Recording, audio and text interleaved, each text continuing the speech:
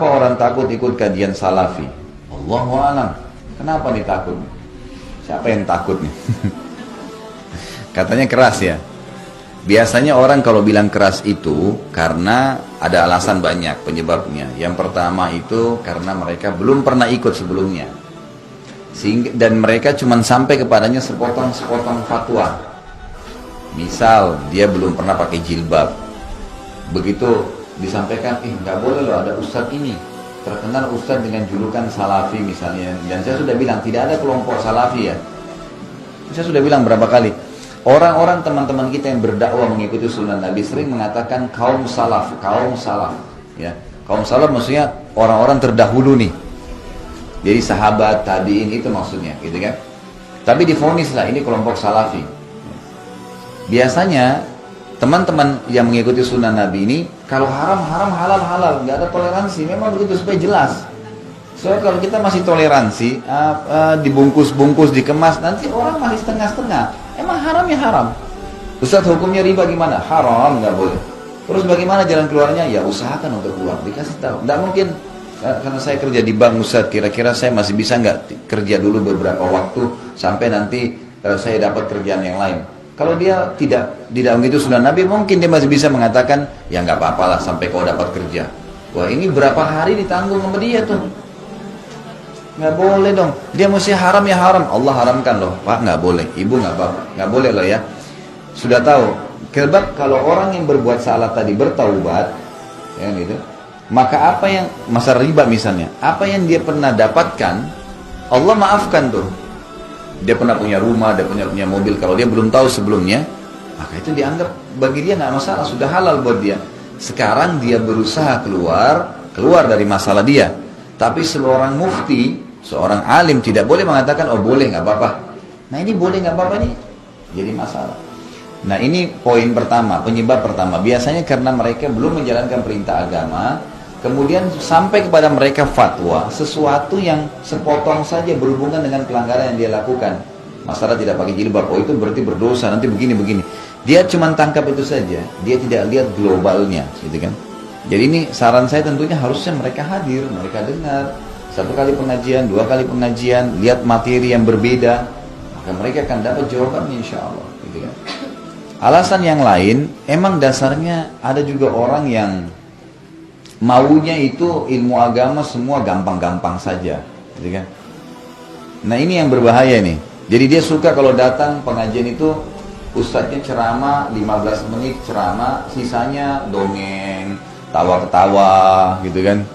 Ya ini ustaznya lucu nih, hadir biar 2 jam tapi 1 jam setengahnya lucu-lucuan, setengah jamnya yang ceramah gitu. Nah ini wajar mereka nggak mau hadir di pengajian yang benar gitu, karena ini ilmu gitu. Ilmu wahyu yang disampaikan, jadi 1 jam 2 jam ceramah itu memang ilmu semua gitu kan. Dia pulang membawa ilmu wahyu itu. Nah beda sekali perubahannya ya. Orang yang hadir di pengajian yang memang disampaikan ilmu yang benar, itu beda perubahannya, drastis tuh terjadi. Pasti, oh iya ya ini nggak boleh ya, oh ini boleh ya. Jelas bagi dia. Ini seperti hitam dan putih nih.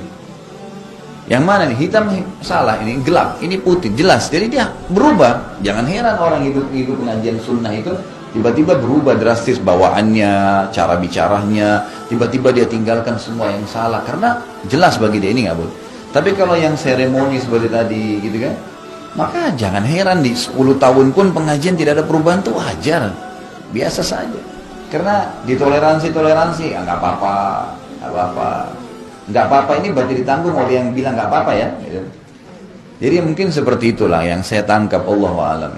Dan saya berharap Bapak Ibu sekalian jangan pernah ada orang-orang yang sering mengkotak-kotakkan Islam ini dengan cara, oh ini kamu organisasi ini, oh kamu organisasi ini, oh kamu kelompok ini. Itu jangan divonis begitu. Saya sarankan begitu ya. Jadi siapapun yang sedang berbicara depan kita, kalau mereka punya dalil yang jelas, Allah berfirman, Rasulullah SAW bersabda, jelas dalilnya, gitu kan? Maka kita bisa terima dari dia. Kita bisa terima dari dia. Ini kalau bukan kelompok saya, sudah saya nggak mau terima. Bisa. Gimana cara? Saya pun punya banyak salah. Teman-teman saya yang lain dai juga punya salah, manusia biasa. Dan kami pasti kalau beriman kepada Allah bisa menerima masukan. Saya terbuka sekali, saya sampai sampaikan di YouTube kalau saya pernah menyebutkan sesuatu yang salah, tolong disampaikan. Umar bin Khattab berkata, saya akan terus berterima kasih pada seseorang yang mengingatkan satu kesalahan saya.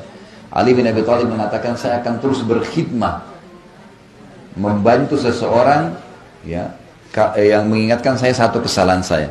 Kita wajar salah, jadi jangan sampai juga Bapak Ibu memvonis misalnya kalau Ustadz itu tidak mungkin salah. Bisa salah, bisa salah, bisa dari riwayat yang salah disampaikan gitu kan, itu bisa terjadi. Kenapa sekarang Syekh Albani rahimahullah datang membuat buku silsilah hadis sahih, silsilah hadis lemah, dan ada banyak hadis di buku beliau yang sudah disahihkan oleh perawi-perawi hadis yang terdulu seperti Imam Tirmidzi, Abu Dawud, Imam Nasai yang lebih dulu, yang jelas-jelas paham agama.